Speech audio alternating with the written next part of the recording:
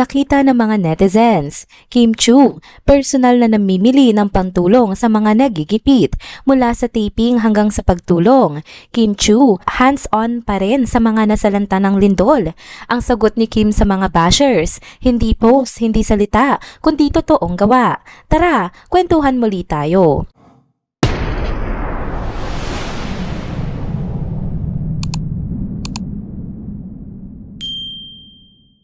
Hello mga ka-chenders! Welcome back muli sa ating channel. Kung bago pa lamang kayo dito, huwag nang kalimutang mag-like, mag-subscribe at i-hit na rin ang bell notification para lagi kayong updated sa mga balitang trending at napapanahon. Mga ka-chenders, grabe ang balitang ito. Kahit super busy nga si Kim Chu sa taping ng bagong Kim Pao serye na The Alibi sa Cebu, naglaan pa rin siya ng oras para personal na mamili ng mga pantulong sa mga kababayan niyang tinamaan ng malakas na lindol. Kahit nga gusto sanang itago ni Kim ang ginawa niya, hindi pa rin ito nakalampas sa mga mata ng mga Cebuanong nakasabay niya. Marami ang nakakita kay Kim na namimili ng construction materials sa isang tindahan at agad nila itong na-share online nitong Webes nga ng umaga. Syempre, sobrang tuwa ng mga tao lalo na nang malaman nila na ang mga binili pala ay para sa mga kababayan niyang nawalan ng tirahan sa Bogo City at San Remigio. Kaya ayun, kanya-kanyang post sa mga netizens na nakasaksi ng ginawa nga ni Kimi. Sa gitna nga ng taping, hindi lang basta dumaan si Kim para magbigay ng tulong. Siya mismo ang nag-asikaso, nagplano at pumili ng mga kailangang materyales para makapagsimula ulit ng tirahan ang mga naapektuhan ng lindol. Makikita na hindi ito simpleng donasyon lang. Talagang effort, oras at puso ang ibinuhos niya dito. At syempre, bumuhos ang positive comments at papuri sa kanya online. Ayon pa sa mga malalapit sa kanya, sa mismong kwarto nga ni Kim habang break sa taping, tinawag niya ang ilang kaibigan para mag-brainstorm kung paano pa sila makakatulong. May isang producer pa ng The Alibi na nagbahagi nga na mismong siya ay na-witness kung gaano ka-focus si Kim sa pagko-coordinate ng donation. Kahit pagod at nakalock-in sa trabaho, inuna pa rin niya ang kapakanan ng mga biktima. At hindi lang construction materials ang naibigay niya. May iba pang klase ng tulong na ipinamahagi si Kim, pero ang pinaka nagmarka sa mga tao ay kung paano niya ito personally hinawakan. Hindi kasi siya yung tipo na basta iaabot na lang at aalis. Gusto niya hands-on para masiguradong makarating sa mga tamang tao ang lahat ng tulong. Dahil dito, nagtrending ulit si Kim, pero this time sa napakagandang dahilan na. Sabi nga ng marami, proud sila na ang idol nila ay hindi lang maganda at mahusay na artista, kundi may tunay na malasakit sa kapwa. Kitang-kita rin kung paano siya minahal at nirespeto, lalo na ng mga Cebuano. Marami ang natouch at naiyak dahil sa sincerity ng ginawa niya.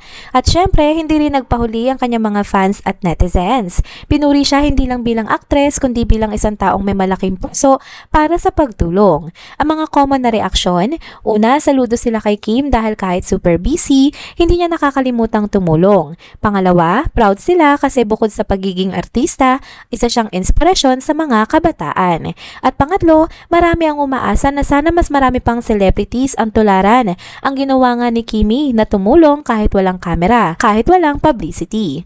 Kung tutuusin, marami pa talagang nangangailangan ngayon sa Cebu.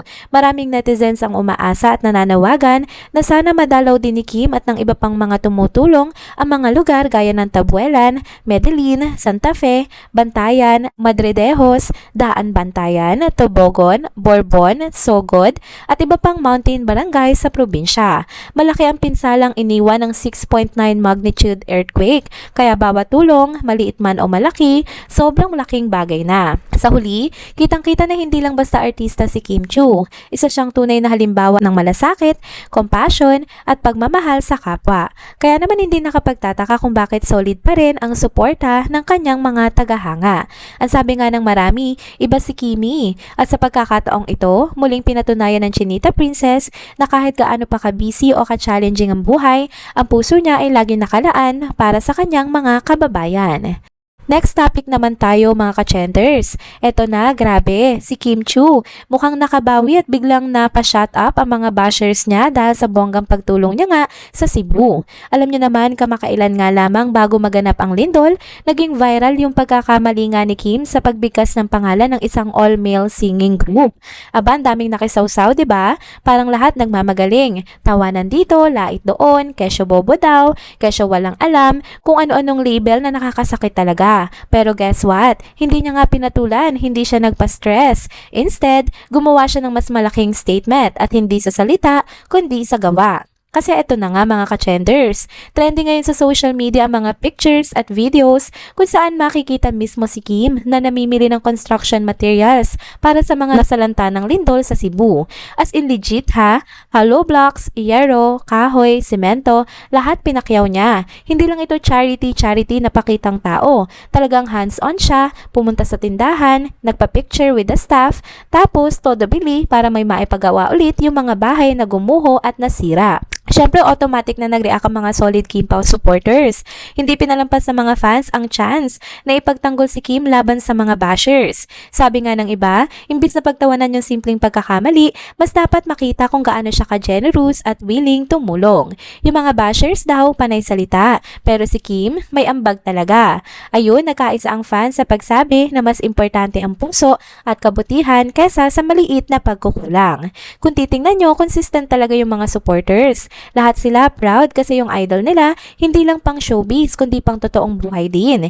Imagine, habang yung iba busy mag-call out, si Kim busy naman magbigay ng tulong. Kaya nga sabi ng mga fans, kahit ilang beses pa siyang maliitin, hindi matitinag kasi mas nangingibabaw ang good deeds niya. At ito pa, aliw na aliw ako dito, habang namimili kasi siya sa hardware store, pinagkaguluhan talaga siya ng mga tao. Kasi isipin nyo, hindi araw-araw may superstar na biglang papasok para bumili ng sangkatutak na construction materials. Yung mga staff, shock at tuwan-tuwa. Syempre, selfie galore. Pero ang cute ni Kim, chill lang siya. Panay ngiti, panay bati. Walang ere. Parang simpleng tao lang na namimili. Ang saya nga ng vibe. Parang good vibes lang kahit ang bigat ng dahilan ng pagbili niya. Kung tutusin, ito yung klase ng mga kwento na nakaka-inspire talaga. Yung simple lang, hindi mo kailangan sagutin yung negativity ng mga tao kasi mas malakas ang impact kapag gawa na mismo ang nagsasalita para sa'yo. Ang bashers, mabilis lang sumulpot, pero ang kindness, tumatagal at ramdam talaga ng mga taong tinutulungan mo.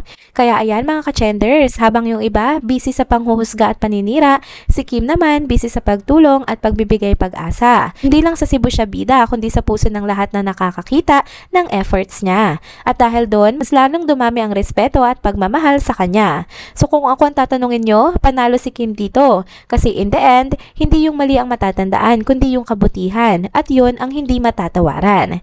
Kaya ayan mga ka-chenders, kwento natin ngayong araw, Kim Chu mula sa bashers hanggang sa viral pagtulong sa mga nasalanta ng lindol. Ang ganda lang isipin na sa kabila ng lahat, kindness pa rin ang panalo. And there you go mga ka-chenders. Dito na po muna nagtatapos ang ating isa na namang trending video update. Salamat sa inyong pagsubaybay at pagsama sa akin hanggang sa dulo ng video na ito. Pero bago kayo umalis, huwag niyo pong kalimutang mag-like, mag-comment, mag-subscribe at i-hit na rin ang bell notification para lagi kayong updated sa mga balitang trending at napapanahon. Kita-kits po sa susunod na video. Paalam!